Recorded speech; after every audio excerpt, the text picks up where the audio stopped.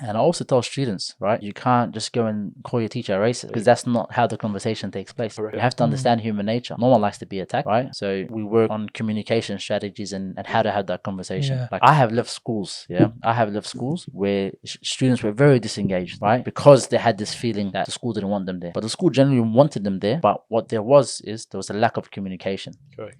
I remember 2023, I was invited to a business leaders lunch with President Obama. There was an organization that was inviting him here to speak, and they had invited a couple of young leaders across Victoria and Australia to attend, and I was one of them. And I was hearing him talk, and he goes, "I lost my first congressional race." Right? If you look at Obama, you'll think it was always a success. Yeah, facts. I don't know Obama lost his first race, and he goes, "People will see the success, but they won't see the 20 years of work that it takes to get there, and a lot of the mistakes you make, and a lot of the failure." And he also goes, "Community leadership is a bottom-up approach." We go, we're each holding the iPhone, and the security guard's circling our table. And I look at the security guard. I'm like, "Is there a problem?" He looks at me and says, "No, but there's going to be." And I'm like, "What do you mean by that?" He goes, "You know what I mean." I'm like, "I don't know what you mean." But he said, "There's a lot of tension." And I said, "You know what?" G'day guys, welcome back to another FairDinkum episode. Today's episode we had the one and only, the newly elected Mayor of Maribyrnong, Mohamed Semra, one of our own. Let me pose the question over to Ali. How did you find the episode? What are some highlights? I think it was really interesting having a first politician for the podcast, would you say? Yeah, I'd say so, definitely, yeah. Muslim as well. It's nice to see, a fellow Muslim in the politics world representing us. Alhamdulillah is obviously the right person to represent us as well through his values. He was talking about, some programs and workshops he's done over the years and how that's built him the type of person he is today. And I love how much he focuses on the people and not just too much of as they say, tooting your own horn. So I found that very interesting, speaking to him.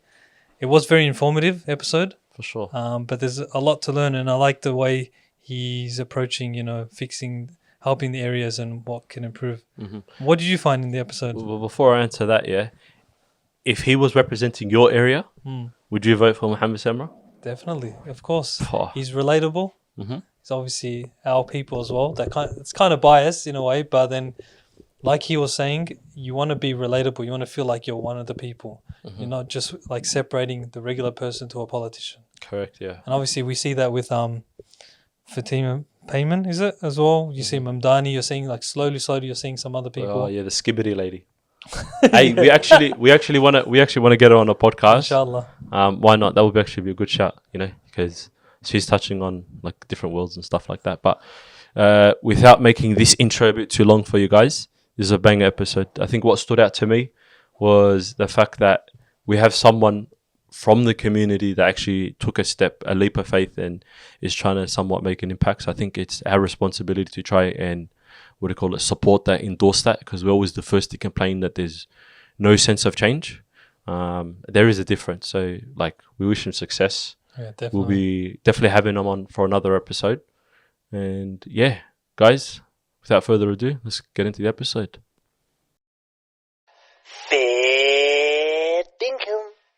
Congratulations, first of all, bro. Appreciate it. This is what we needed. Yeah. This is what we love to see, and I feel like a lot of people have been rallying behind this. Representation, the change that we needed, someone to speak on behalf of the people. So just from the get-go, we just want to say on behalf of FairDinkum, congratulations. But first question, important question, we ask all our guests this question. Yeah? What's the go-to coffee order? The go-to coffee order? Yeah. Me, I'm pretty basic. Okay. So a latte, 2 sugar. Latte, 2 sugar. Latte, 2 sugar. And you know what it is, I'm not really a coffee drinker. I jump in the shower, have a cold shower, 5 minutes, and it just wakes me up. And you just get started with it, I just get started with the cold shower. I've been on that method recently, man. Yeah. What, 5 minutes? Yeah, bro. That's hard, man. Straight cold. Well, you know what? No? Nah, look, you have phases where you try it out and you build some momentum, but then all of a sudden, once you stop those few days, it's hard to get back on. Yeah. I've been on I think that's the case with coffee. Yeah. If I get too used to drinking coffee, then I'm not going to be able to run my day without it. Yeah, you're going to become reliant, yeah? Yeah. That's true. And I think that's how I look at life in general. You need to find a sustainable way to live. live and be consistent in doing that. Are you a routine-based person, would you say?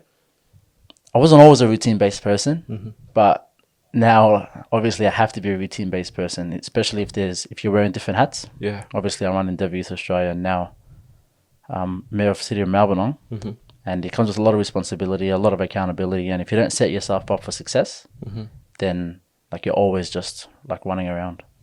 So I think circumstance plays a big part in. So then, routine. what works for you now in terms of routine or like a non-negotiable in your day, apart from the cold shower that you just mentioned? Yeah. Do you have anything that's like a non-negotiable? Non-negotiable.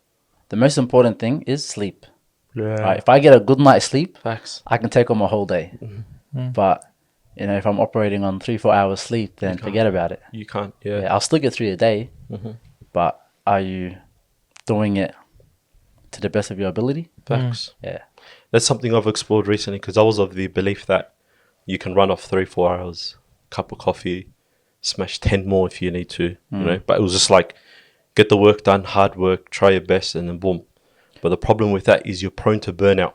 I agree. And addiction, coffee addiction. Yeah, and addiction. Yeah. That's where it starts. That's where it starts, yeah. Correct. Yeah, try to keep up. Yeah, exactly. And if you don't battle that, guess what ends up happening? You get into this like cycle because obviously the closer you're prone to that burnout, you don't make the best decisions. You know, you're a bit hasty with certain like your day-to-day basis. Then there's also the aspect of you're not 100% either present or intentional about what you do. You know, you're just doing it just to sort of like get done. Yeah, and you know when I realized that? So around 3 years ago, I used to always give speeches at schools, and I still do it now, but back then that's when I was getting into it. And I was the same. I was, not getting the best sleep.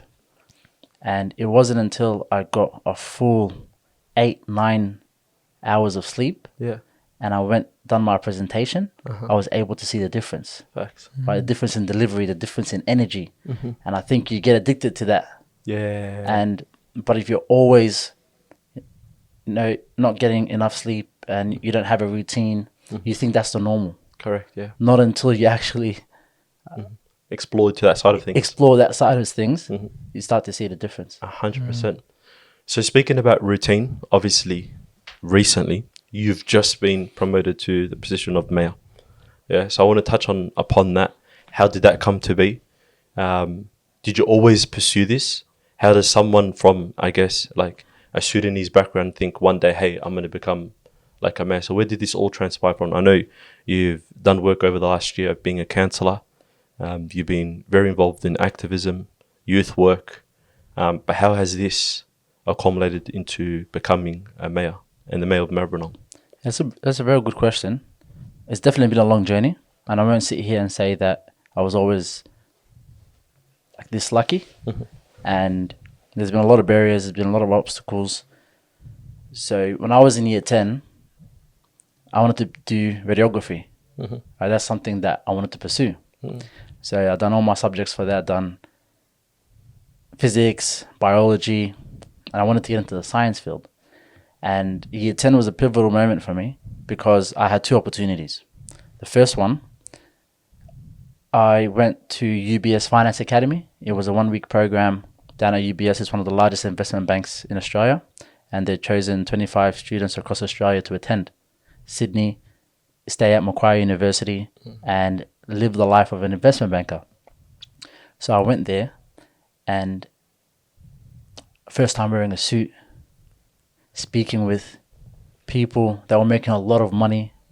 And I think that's when I fell in love with the corporate world. Yeah. And then I'd come back to school. I was like, you know what? I want to do investment banking, and I want to make a lot of money. Yeah. Right? And subhanAllah, 2 weeks after that, my English teacher comes to me and says, Mohammed, there is a essay writing competition that was run by the Human Rights Commission, tackling the roots of racism. Okay. And she said, I know you have a history with experiencing racism and you're a storyteller, and I think this would be a good opportunity. So I said, you know what? Let me just try and get to the bottom of this and really use my lived experience to try and explain what are the roots of racism. So I explained my journey from Sudan to Australia. Back home in Sudan, I belonged to a tribe, and that tribe for a long time was battling the government and experiencing discrimination back home in Sudan, to coming to Australia and experiencing racism here, and analyzing the differences between the discrimination in Sudan and the racism here in Australia. I determined that the roots of racism are two things. One, it's fear, and two is ignorance. It's either people are afraid of the unknown, or they are ignorant to the information that's right in front of them. Correct, right? yeah. People can know you're not that type of person, but they just don't care, right? Yeah, that's true. And we sometimes fall into the habit of being around people that look like us, that think like us, and not exploring different channels of communication and how we receive our media. That's true. And oftentimes you just stay in the fear zone, right? So I wrote the essay and I won the prize.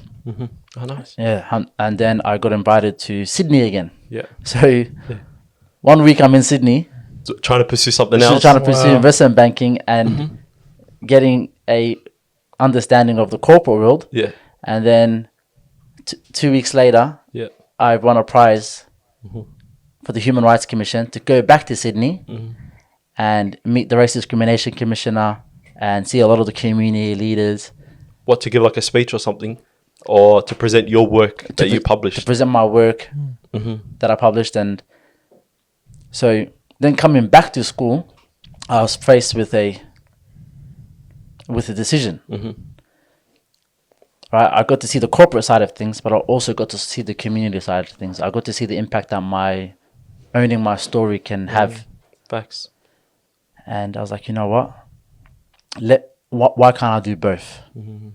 And so after U12, I pursued Was commerce. this round about the High Point situation, by the way?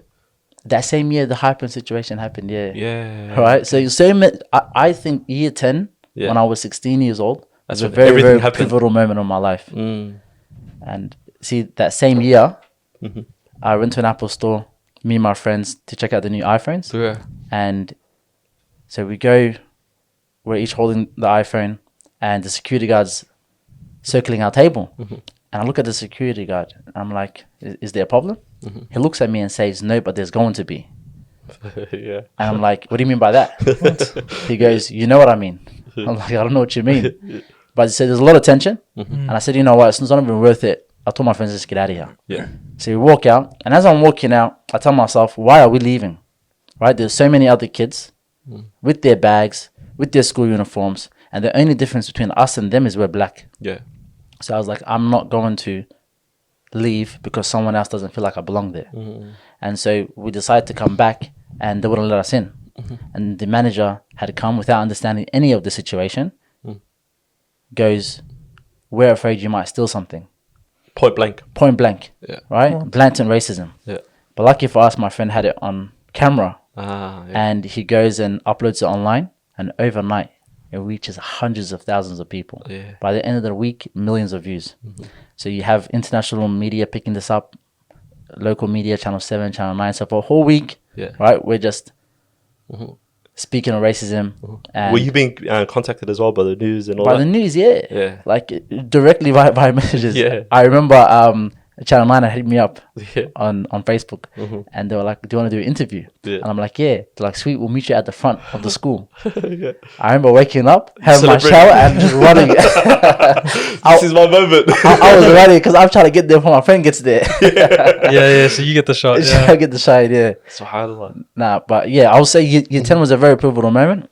I got to, I think for the very first time, understand the different pathways sure. and different opportunities available. But more importantly, I got to understand the importance of not self-rejecting. You know, a lot of us, we will see an opportunity and feel like, I'm not going to get it, so why even put my hands up? Facts, yeah. But if you're not in the race, you can never win, right? And I believe that you miss all the shots you don't take. True. So if I hadn't put my hands up for the UBS Finance Academy, I would never have gone and seen the corporate world and kind of been inspired. And same thing with the Race Discrimination Commissioner's Student Prize. I agree so much, bro. And And on top of that, another thing that I've started to learn recently as well is it's the opportunities you take is one thing, but on top of that, it's how fast you can make a decision to take that opportunity. I agree. Because a lot of people now, and I'm talking about myself, for example, here, is you'll sit around, dabble on that thought, hey, is this for me? Is it not for me? But you don't know whether it's for you or not. So, and the only way you can technically find out is like, let's just say the Sydney opportunity in that corporate industry. It's like just going there and sussing out for yourself, deciding, hey, this might be the thing, you know. And I've realized that's the distinguishing factor of what makes often people successful or not. It's not the all be it all factor, but it's a factor that outlines it in the sense that all successful people, you realize, is they're quick with their decision making. They're like, okay, this needs to be done, cool. Let me not put all my mental bandwidth into that one decision. Later on, we'll be a bit apologetic if something went wrong. You know, later on, we'll go look back at it. It's like, what can we do better? But they're not trying to be, I guess, that perfectionist beforehand. You know, because I guess with the experience it teaches you sort of like everything, you know. Yeah. And it's probably something you're going to be experiencing with like the mayoral side of things, you know. Yeah, most definitely. I'll also add to that and say you're never going to be ready. Too many of us say, oh, I'm not ready for this opportunity. Yeah. And like you said, you're never going to reach a state where you feel like you're perfect. That's why it's important just put your hands up. Like my mantra is start and figure it out later. Facts. All right? Things find a way of working themselves out, especially if you're someone that's a go-getter, someone that doesn't fear rejection, because it's never rejection, it's redirection. Yeah. Right? And obviously, you know, we're Muslim and we believe in this idea that everything is written. The good, the bad, everything in between is qadar Allah. And I have internalized that completely. And I think it's helped when I face a situation where I feel like everything's out of my control, where there's chaos. True. You know, and it centers you when you understand that it's God's plan, and God does not give anyone something that they cannot handle. So it's talking about putting your hand up, yeah? Becoming a mayor, yeah, obviously you'd have to put your hand up for that. What were some of the thoughts that were coming into your mind thinking? Because obviously it's like a position that there's no textbook written for it. Obviously you would have had the experience shadowing as a councillor, seeing how it works on a like day-to-day basis and whatnot. But what was going through your thoughts when putting your hand up to become a mayor? So I asked myself 3 questions. Can I do it? Should I do it? And would my community be better off for it? And when I analyzed all 3 questions, the answer was yes. Can I do it? Goes to me understanding my strengths, my weaknesses, and doing a self-audit. And I've obviously been a councillor for 12 months, and I wouldn't have been elected if I wasn't capable. For sure. Right? Yeah. And the second question, should I do it? I think goes down to why I am putting my hands up. And for me, it's the reason why I even decided to run for council in the first place. And that's to give young people a person in a position of power that looks like them, to inspire the next generation. And so there's no kid going out there and saying politics isn't for me. When I ran my first campaign, I actually ran for council in 2020. I'm sure you would have remembered that. I remember, yeah. Yeah, during COVID. And before then, I didn't know what council was. I didn't know my councillors. I didn't know the mayor. Nothing. It was a completely different world to me. Was there anyone before you that, I guess, that looked like you that ran for council? Like someone from like an African community? Yep. Yes, there was actually. Hamza Farah. Okay, yeah. Yeah. Hamza Farah was the first person that I know of that ran for council. Yeah. So I remember 2019, I went to a community leadership program. Yeah. That was actually funded by Maribyrnong City Council, and it was facilitated by a lady in Helen Rod. And so when I was in that program, I came to that program because it was around the same time I was thinking about starting Endeavour Youth Australia. Okay. So I said, you know what, let me go to this community leadership program, build some of the skills I need to actually start my business.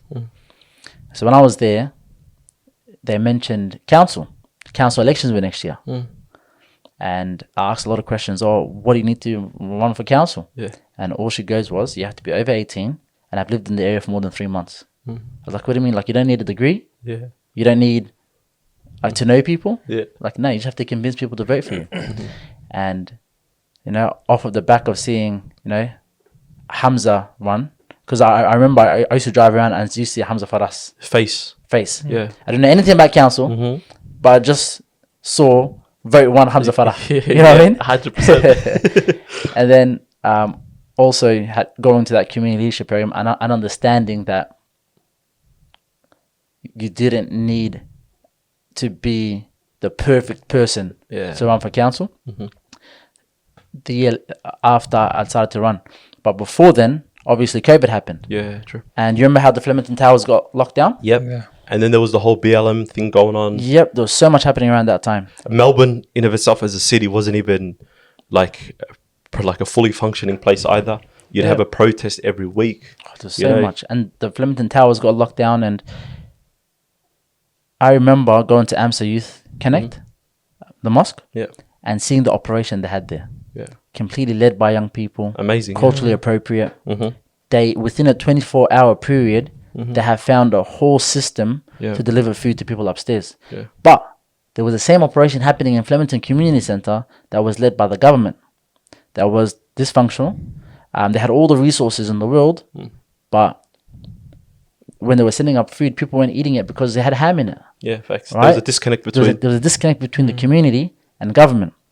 And that's because a lot of the leaders, a lot of the decision makers weren't representative of our community. So having looked at all of those factors, right? Obviously being inspired by previous people that ran, having attended the community leadership program and seeing on the ground the impacts of a lack of representation and decision making, I decided, you know, I'm going to put my hands up. True. I didn't know the outcome. But something needs I to be done. probably wasn't ready. But I said, worst comes to worst, I don't get it, but I inspire other people to run. To actually do it, yeah. So I actually lost, right? And it wasn't the best feeling. Yeah. And I didn't want to run again. But in 2023, I went... Well, let's talk about the loss for a second, Okay. Because no one talks about that. Like, Yeah. now you're that kind of... I was trying to... Yeah, you're trying to swipe it under the rug. Exactly.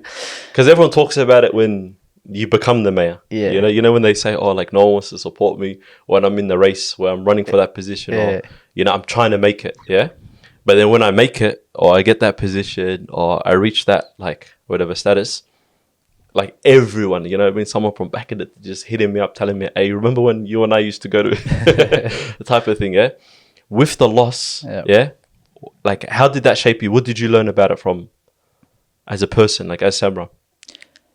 Because that's the thing about it. It's a very public thing to do. Yeah, it was very public. And your face plastered on walls. You know, you're telling people in a way you might even feel like, hey, I'm begging and stuff like that. Hey, come vote for me. Like, I'm going to do this. And then in a way, your community turns around and thinks that you're not the best person, like, for that position. We'll go give it to Joe over there, you know? Yeah. It was definitely a reminder that you need to be resilient when obviously, you know, exploring something that hasn't been done before. And it would have been very easy for me to say, I'm never going to put myself out there because of the rejection. And like you said, it was a very public rejection, right? Yeah. It's your community saying, we don't think you're the right person to lead the community. And I think it impacted me actually more than I expected, especially with the added pressure of COVID, right? The isolation, etc. True. But I think because of my story, because of like all the barriers and obstacles I've experienced in the past, it allowed me to build a sense of resilience where I go from why me to how can I grow and how can I learn from this, right? So growing up, I had a very severe stutter. And every time I would speak, you know, like my tongue will come out, you know, I used to get into a lot of fights. I used to get suspended. And so it wasn't a situation where that was the first time something bad had happened. Right? There were so many instances before where I didn't get what I wanted or things didn't go right. So I think after every situation, the resilience kept building up. And I remember 2023, I was invited to a business business leaders lunch with President Obama. There was an organization that was inviting him here to speak, and they had invited a couple of young leaders across Victoria and Australia to attend, and I was one of them. When I was going, I was hearing him talk, and he goes, "I lost my first congressional race." Right? If you look at Obama, you'll think it was always a success. Yeah, facts. I don't know Obama lost his first race. And he goes, people will see the success, but they won't see the 20 years of work that it takes to get there, and a lot of the mistakes you make and a lot of the failure. And he also goes, community leadership is a bottom-up approach. After that, I think I got a bit inspired, and I was like, you know what, if Obama can lose and run again and win, then I have to give it a second chance. Why not? I can do it too. Why not? And I remember when Obama got elected, and obviously I don't agree with a lot of the things Obama did, especially from a political standpoint. From a political standpoint and a foreign relations standpoint as well. But in terms of like leadership and in terms of inspiration, he did inspire a lot of people, and I was one of them. I remember actually when Obama got elected in 2008, and I didn't know anything about America. All I knew was a black guy got elected as president. He done it. Right, he done it. And I remember speaking to my family, speaking to my friends, and even at school, it had like an impact globally. Do you think, like, even like, let's going back to like the North Melbourne situation, the Flemington situation with the towers in COVID, and you know how you're highlighting like the two run operations, one from the government and one from the community. Yep. Do you think the problem is on us as the community, where we complain that the government isn't doing enough for us, but then we're not also taking those opportunities to represent ourselves or put ourselves in positions of like representation? Do you know what I'm saying? I get it.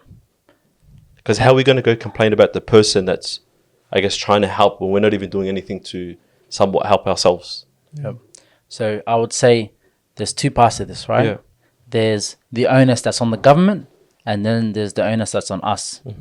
I think us as a community, we need to galvanize better. We need to be able to organize better. And I think, look, it's hard to access systems that aren't built for you, right? And that's something that's really prevalent in government, especially in the consultation. You know, you have newly arrived families, you have migrants, you have vulnerable communities that don't understand about government. And even their needs, right, are so great that the last thing they're worried about is how do we engage with, this consultation process on this new community center that's being built, right? Correct. So it's about government understanding that there needs to be a tailored approach to how we consult communities and make it as accessible as possible. So then we're not just hearing from one part of the community that's largely not representative of our multicultural communities. And I think that was a big reason for me running. Exactly. Right. And now over the past 12 months as a councillor, I've been proud to, work with my fellow councillors to ensure that our consultation process is one where we take community with us on our journey of decision making. That we understand that the onus is on us to uplift voices that haven't been heard. Because easily what you get is you get established communities, you get established people that have the knowledge, that have the advocacy skills that might distort community consultations, right? And that same and onus, get more voice. Correct. And would you say that same onus is also on the community too? It is 100%. Because, for example, like you're a product of the community who took that opportunity. Like, for example, the student-led programs where you're writing that essay piece. Like you took that onus upon yourself to put yourself in a position and be like, hey, cool. Clearly where I'm from isn't like representative of who I am. And like obviously from the Somali community, you'll see Sudanese community, like the Lebanese do it very, very well, especially in Sydney. Is they put their people in positions where later on that they can make actual decisions or have somewhat of a representation, and they're not blaming anyone else but themselves. But I feel like in today's day and age, it's like going back to the rejection thing, is like we take things too personal as a community. We do, yeah. Yeah, we take things too personal rather than like going into that position of that spotlight and having some sort of like effect, you know? Like you would have probably even got like a bit of maybe backlash or like voices through like, I don't know, whispers in that. People saying like, why are you doing this? Like, what's the point? And like that negative aspect. And you're probably even doubting yourself. It's like, okay, cool. Should I even be like sort of doing this? Yeah. It goes back to what I was saying before in terms of we have to come together as a community and galvanize better.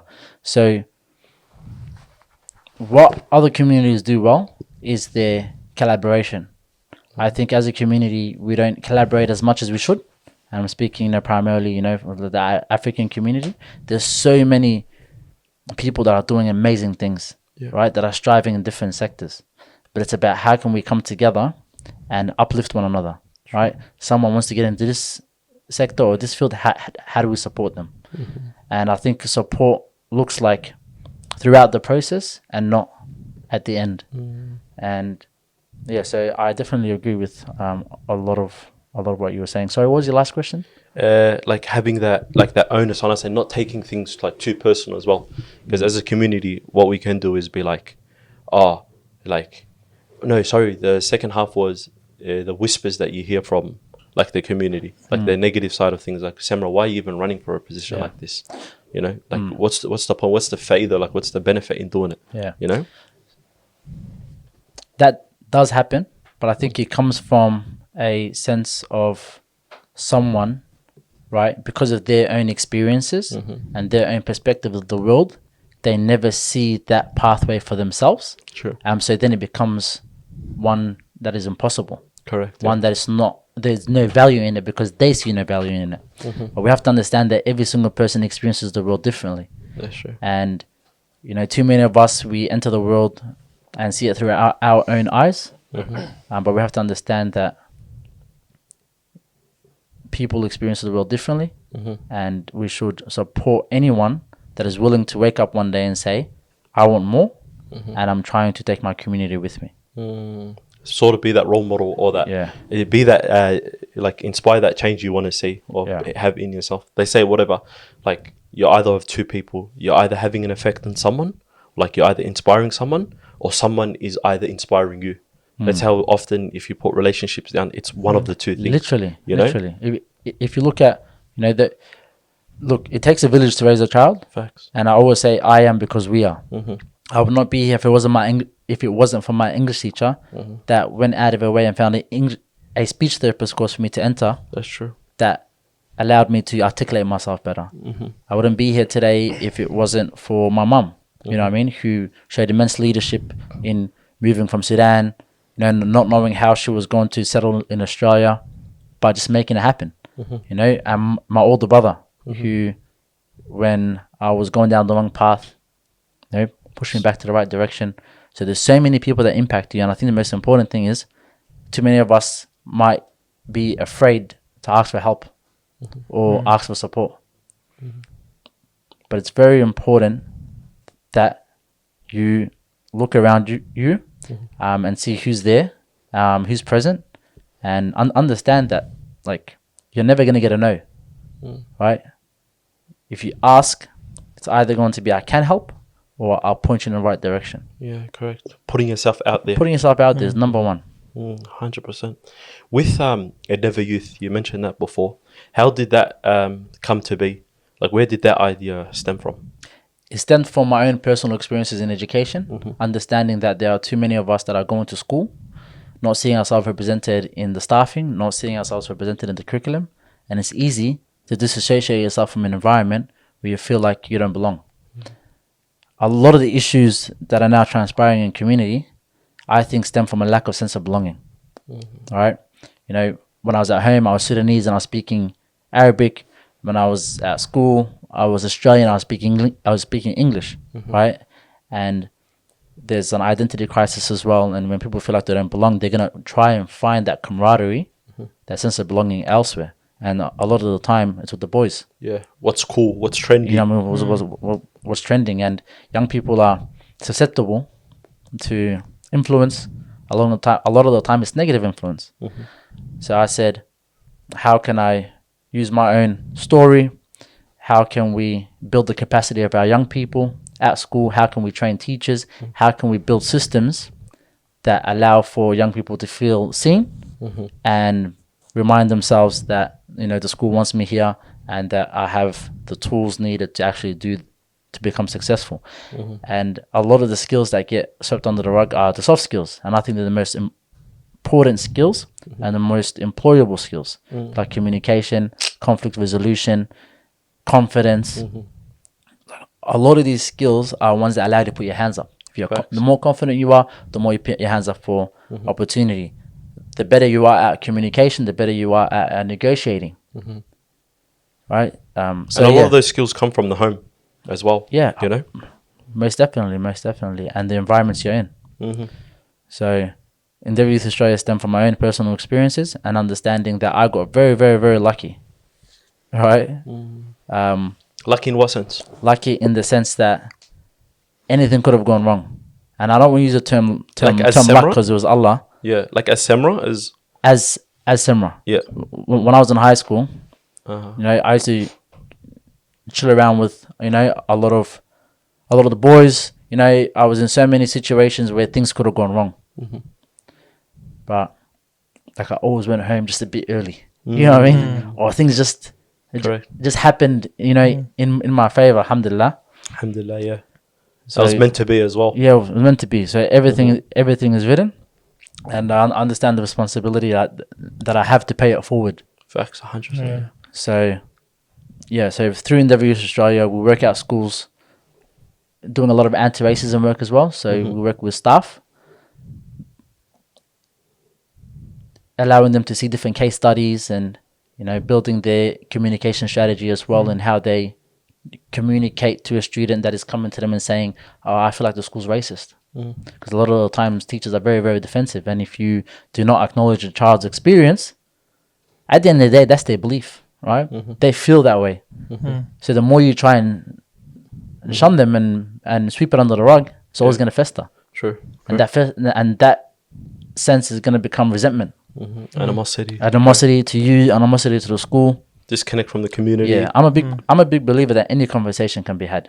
Yeah, okay. But it needs to be had in the right way. Yeah. And I tell the kids this as well, right? You can have any conversation. You feel like, you know, Like with your teacher or with your teacher and everything.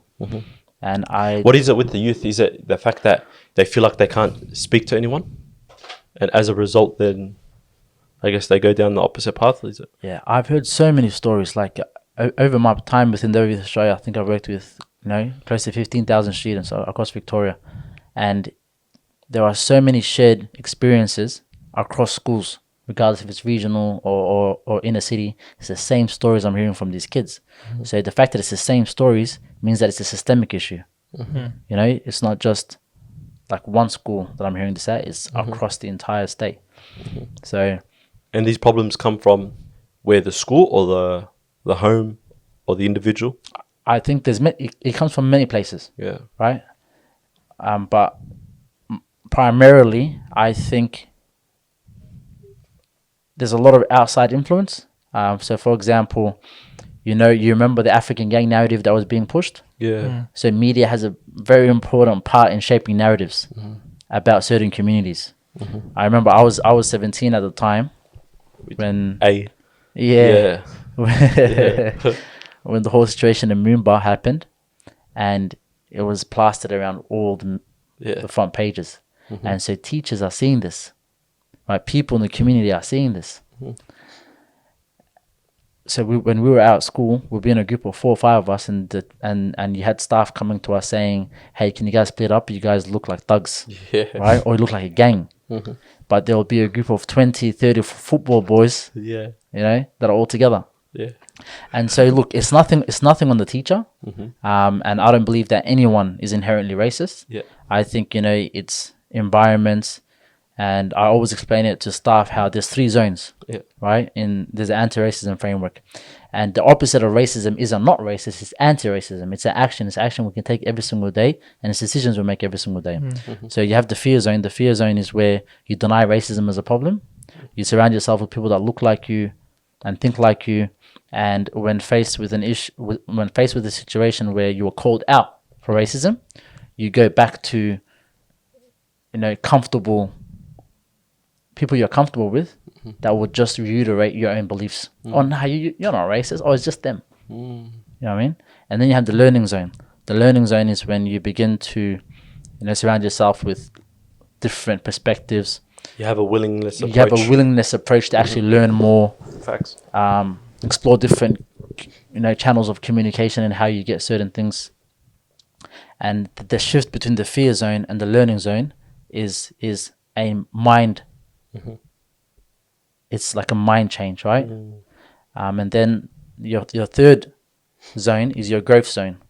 It's where everything you've learned on the learning zone you begin to implement. It's action based. And all of us, and I tell all staff that you want to be in the growth zone, right? And how you get there fundamentally is acknowledging racism as an issue, and acknowledging that there are students and young people that are going through life, this being a daily occurrence, and something that they deeply care about as well.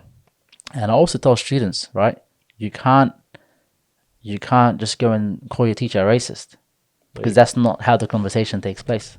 Correct. Yeah. You have to understand human nature. No one likes to be attacked, right? So we work on communication strategies and how to have that conversation. Yeah. Like I have left schools, where students were very disengaged, right? Because they had this feeling that the school didn't want them there. But the school generally wanted them there, but what there was a lack of communication. Correct, exactly. And after our 10-week program, you had students putting their hands up for leadership. One of the girls there became school captain, and like I left that school and it was a very positive environment. And all it was we worked on the kids' conflict resolution. We worked with the staff as well, because what I'm not going to do is go and run a 2-hour workshop, because I believe that anything I do, I generally want to see the impact of it. Correct, right? yeah.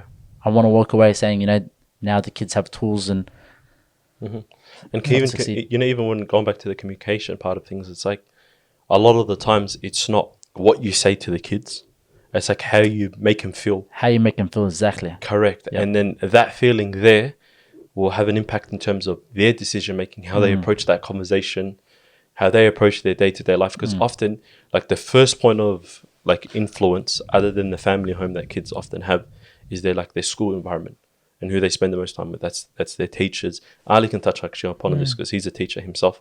Teachers, their friends, their school, and all that kind of stuff. So if they're in an environment where it's consistently hostile, that's going to create that framework for how they approach, I guess, the real world. Yeah. Or outside of school environments and whatnot. And to give it to the Department of Education, after COVID, now there has been an intentional decision to work with kids on well-being, and I think that now has been brought to the forefront of conversations.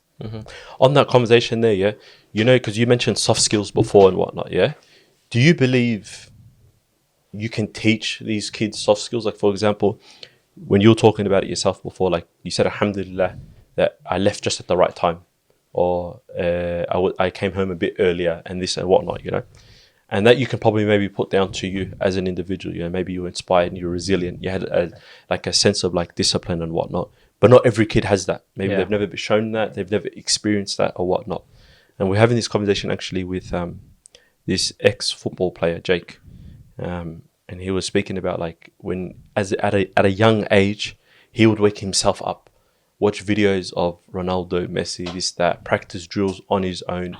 And he had that like sort of that innate nature to be like somewhat like inspired, With kids nowadays, do you think you can teach them that, or that's just something that kids are almost like born with? I guess it goes back to the old age conversation of, can you teach someone to become a leader, or are leaders just born? I don't think leaders are born. 100 years ago, that was the belief. That's how leadership was perceived. But I think the most important part of leadership is understanding that it starts with self, right? Before you can lead others, you need to be able to like lead yourself, and that comes to better decision making. And environment is a big part of it. So how does one lead themselves then? How does one lead themselves? Yeah. I think, conducting a self-audit is important. But more importantly, above all of that, Yeah. role models, right? Ah, there we go. Yeah. That's literally what changed my life, Correct. right? The reason why I was making better decisions to leave a bit earlier than some of my mates is because I had an older brother. Yeah. You know what I mean? Because my mum was consistently calling me, or Correct. all of those things.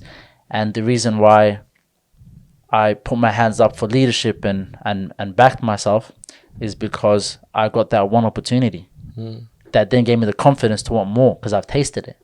But a lot of these kids haven't even tasted that one opportunity. That shows them a different perspective and a different pathway, right? So what we need to do with our young people is, one, obviously connect them to better role models, but also the more as a community we highlight the people that are doing well, then at least it gives a different role models for them to look up to, as opposed to all the negative influences out there. Correct. So how do you find the development with these kids in your workshops? Because I know there's obviously a lot of workshops that happen throughout, schools with staff and students and that. And some people might be like, oh, this is just another workshop. It's quite cliche. How do you guys approach your workshops or programs in terms of trying to see the development firsthand in front of you? Yep. How do you find that? So it's obviously different with the schools we go to, and understanding that not every school is the same, right? So I'm a strong believer that one default program is not going to work in every school. Yeah, And if that's the case, then you're only going to get success at some schools where that program is actually fit for purpose. So what I'll do with all my schools is I actually sit down with the principal. Oh, good. I sit down with the principal, and it's important to sit down with the principal because then you get the frankness, True. right? Sit down with the principal, sit down with the coordinator, and then have a conversation, right? What are the issues? What are the concerns? What are you seeing from the students? And then I'm going to have a conversation with the students, right? How's your experience? How do you feel? What do you want out of this program? And then that way, then you can say, okay, the program that I already have will make sense. If not, let's make a few changes. Because I'll go to some schools and kids are very engaged. So that's when we can explore more theory-based stuff. But you go to other schools and the kids might be more disengaged and not as proficient in numeracy and literacy. That's true. Right? And that's when it needs to be more Personalized. activity-based, but trying to deliver the same outcome. Yeah. I think even with kids nowadays, I think honestly, point blank, they don't have respect, man.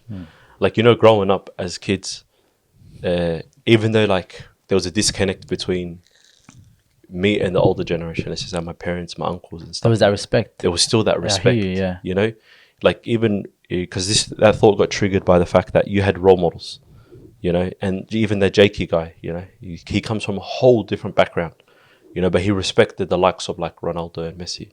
There was something that was bigger than just him, so then even if he was caught up in a situation where it's him and his four mates or you or myself and whatnot, and this is the difference between I guess our generation, even the generation before, and this new generation of kids. It's we had that innate conversation, that intuition where it was okay, cool.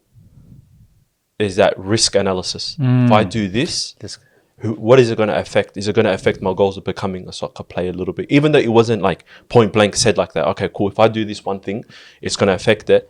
But it was still I don't want to see, even me, myself, I'm talking myself personally, yeah? I would just hate to see my mum annoyed at me. Yeah. Same. I would still do it to him. But at the same time, by the time that logic has come back to us, I sort of stuffed up and whatnot, And I think the challenge with this new generation is it's a generation that can speak English and speak their mother tongue, learning how do you parent kids that completely speak this language and no mother tongue. So then their, I guess, sense of identity is even more distorted. Distorted, yeah. Distorted. I want to throw a question back to you. Were you born here or were you born overseas? I was born back in motherland. When did you come here? Basically, I was born here in that sense. Was you born here? Yeah, But I came here like 2 years old. But Same. I came here around that same time. But do you think you have connection to back home? Honestly, yes and no. And the funny thing is, when I go over there, like, I'm an Australian. But when I'm here, like, I'm a Somali. So there's that. Do you see the difference? Yeah, It's yeah, like I'm not Somali enough for the Somalis over there. Yeah. Even though Somalis are nice in the sense that, like, Yeah. if you're Somali, you're Somali. You know, in that sense. But in terms of belonging and whatnot, like, I wouldn't call Somalia home per se. Yeah. You know, because obviously, like, I grew up in, you know, here, Melbourne, and all that kind of But the stuff. thing is, it's not more so the connection to Somalia, Yeah. but the connection to your culture. I have a very strong connection to my culture in that sense. So that's where I feel as if I'm Somali, Yep. you know? And for my younger, like the younger generation, and let's just say, inshallah, if I'm to have kids and whatnot, they won't have that, you know? Because obviously that depends I on... think that's the biggest difference. And the reason why I asked you that question is because I have a strong connection to my culture Yeah. and to back home. Right? So there's so many, I think, different factors that allowed us to obviously, you know, do that risk analysis and, you know, respect our elders. Yeah. Because a lot of that came from culture and that connection to culture. In 2006, actually, I went back to Sudan and I spent a year there. A year. And it did play a huge part Yeah. in my development, unknowingly, in like my values, etc. 2006, how old were you? 2006, Like 9? around there, like 8, 9. Yeah, 8, 9, yeah. 8, 9. And mind you, It's good years, the perfect time. perfect time. Yeah. It could not have come at a better time. And there's a lot of weddings happening down there, so my mom packed us all up and we went down there. Yeah. And my dad's side of the family live in eastern Sudan, and it's like literally like villages, right? So me and my sister stayed there for 3 months. 3 months, but 3 months as a kid feels like years, right? Yeah, Yeah. ages. I had accepted, I'm not coming back to Australia. This is my life now. it felt You got like shipped it. off. Yeah, but I loved it. It was the best. I had so many cousins my age. I used to ride the donkey and go to the well 2 hours by myself, Yeah, right? Yeah. Get water from the well, go back. And Literally what they think of Africa. it was the Africa, you know? Because my dad's side of the family, a lot of them are herders, right? And they have like sheep and camels and all that stuff. But even having that sense of responsibility as a kid, I grew up a lot faster. But now a lot of our young people are being sheltered way too much, Too much. right? bro. They're not being put out in situations where they're uncomfortable. Everything's going their way, you know.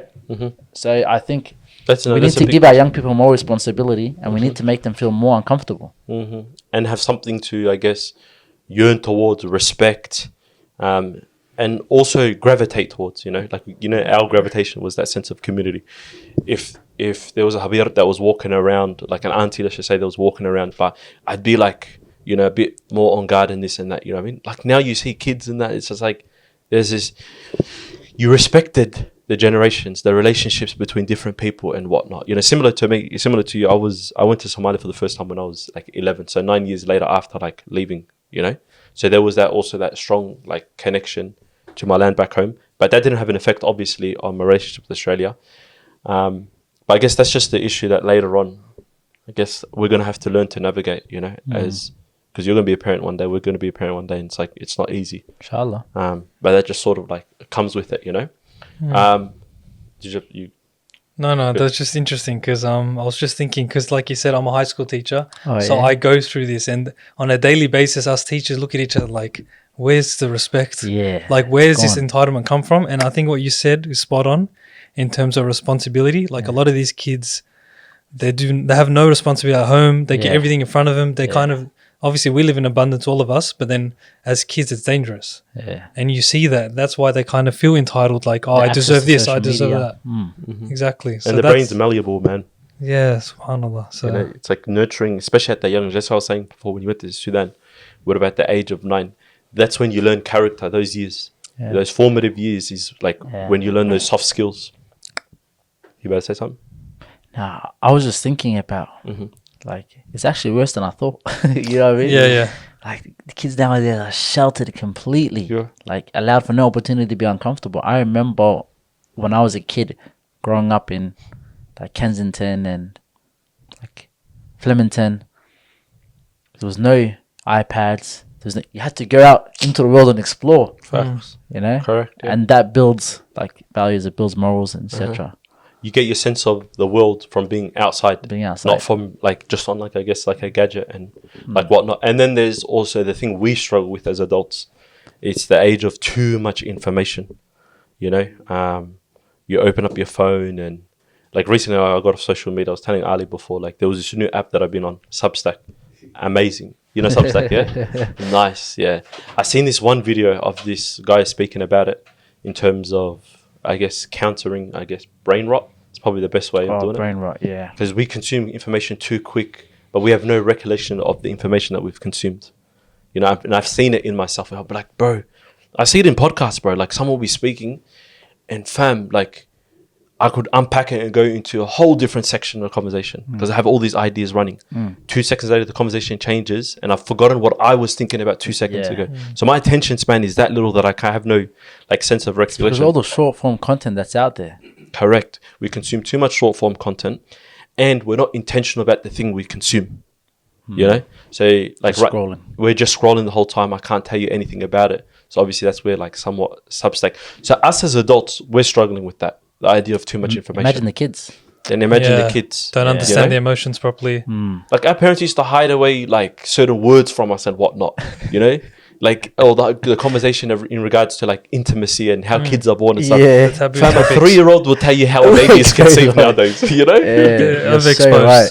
Like Yeah, that's actually just so right. like that's just how it is, you know? So that's our situation going forward. But did you get any Zohran Mamdani comparisons? Yeah, a lot. Yeah? Kind of a lot. Because you're a TikToker as well. Yeah. Yeah? Yeah, TikToker. What I would say is, Did social media I help? feel inspired by Mamdani, and I think Mamdani doing what he's done at the time was very timely. By the way, guys, for me. as you can see, every time he reaches in, it's the mayor, you know, giving FairDinkum his due diligence. He's giving the time that we need. He's a very important man, and we Shutting appreciate everything that. up, shutting everything off for us. Nah, anytime. But yeah, no, Mamdani running at the time that he ran was very timely because he acted as an inspiration for me. Oh, wow.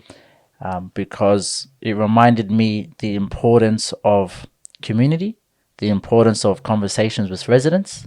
Because think about Mamdani, when he first put his hands up, he was in the list of people likely to get elected. Yeah. He had less than 1%. He had so few votes where they had just numbered him other, Yeah. not even his name. Wow. But he grew so fast, obviously, because he adopted a grassroots campaign. And I saw a lot of similarities with my own campaign. Just to give you guys some context, I'm an independent. So I don't belong to no party. I'm in a very interesting position on my council. You know, I'm the only independent. Wait, can I ask, you know, even with the position of mayor, is there like, because I'm not too familiar with the politics side of Australia, Labour and Liberal, even with mayor? No. So with council, Yeah. so anytime you run for public office, you can either do it as an independent or with a party. So essentially, there are two major parties in Australia: the Liberals and the Labour. And then there's minority parties. Joining a party comes with benefits. It means that you get support with your campaign and you get a brand behind you. Because when people are voting, a lot of the times they might not know who you are, but they know your party. And because the party is so well established, they can know what you stand for. But the disadvantages of belonging to a party is that a lot of the times you have to vote along party lines. There's an expectation for you to advocate on certain things because that's the stance of your party. And it's very strict. So when I was deciding to run, I said, I don't want to lose who I am. I was getting advised, Mohammed, you should change your name. To what, Mo? Michael or Mark or like more one of than those. once. Yeah, that's what I was getting advised. And I was like, but how long can I pretend to be someone I'm not? Yeah, At the end of the day, if I get elected, I'm trying to get elected as Mohamed Semra. And being visibly Muslim, visibly African, and a young person, that's a trifecta of the three biggest barriers to get into politics. It was difficult. Let's be honest. Did you consider it? Oh, nah. I'm joking. Yeah. There's no chance. Maybe I considered it a bit, but nah. No way. God. No way. Alhamdulillah. Alhamdulillah, you know. Mohammed is one of the greatest names. It is. shout One out. of the greatest names on earth. So I told myself, you know what? I'm going to fund my own campaign. I'm going to door knock as many houses as possible. And I'm going to directly tell people what I'm going to do for the area.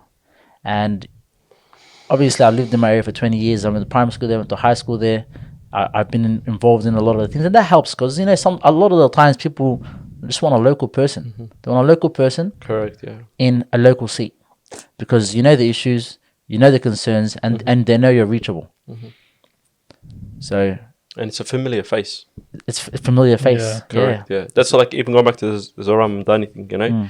Like, part of the things that he galvanized, like that audience from that grassroots campaign, was he was very much a New Yorker from New York that appealed to the New York ideology. Exactly. You know? Literally. People want a local. Correct. New York has no backbone, you know? Like, one day he's with the Hispanics, then he's with that, but we got to get into that, but yeah. So, yeah, that has a big impact. I've got a question for you. So, could we see you as a future Prime Minister? Future Prime Minister? Yeah. Never say never? Look, never say never, but I think further, like, state and federal parliament right now isn't in the peripheral. You know, obviously, it is a pathway, but for now, I'm more concerned about, you know, doing the very best I can for my local community and getting the very best outcomes for Maribyrnong. And obviously, I understand the responsibility that comes with it and the accountability that comes with it. But I'm just excited, I'll be honest. Like, I thought I'll be more nervous. Yeah. Okay. But I'm not nervous. Correct. So, But that's probably got to do with the fact that, like, you got a very warm reception becoming a mayor as well. 100%. You know? And that was beautiful to Gives see. you the confidence. Yeah. It does give you the confidence, and you know, it comes with a lot of expectation. You know, the community are expecting a lot of great things, but I would not have put my hands up if I didn't think I was ready, and I didn't think I was, you know, capable to, one, take the community with me in my decision making, but ensure that I bring our councillor group together. And Maribyrnong is in a very, very, very you know, healthy position, and I'm excited for the year ahead. Like, there's a lot of stuff that we're planning to do, and front of mind when I think about, you know, what council's priorities are. You know, we want a future-ready Footscray. We want a Footscray that feels safe, a Footscray where people are supported.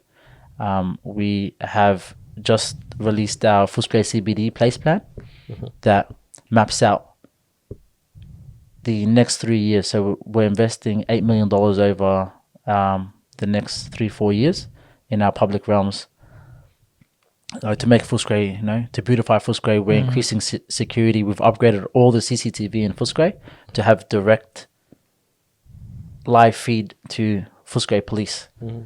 But what I also want to ensure is that, you know, safety is one aspect, but we also want to ensure that we're addressing the mental health issue. And, you know, there are individuals that are facing acute mental health issues.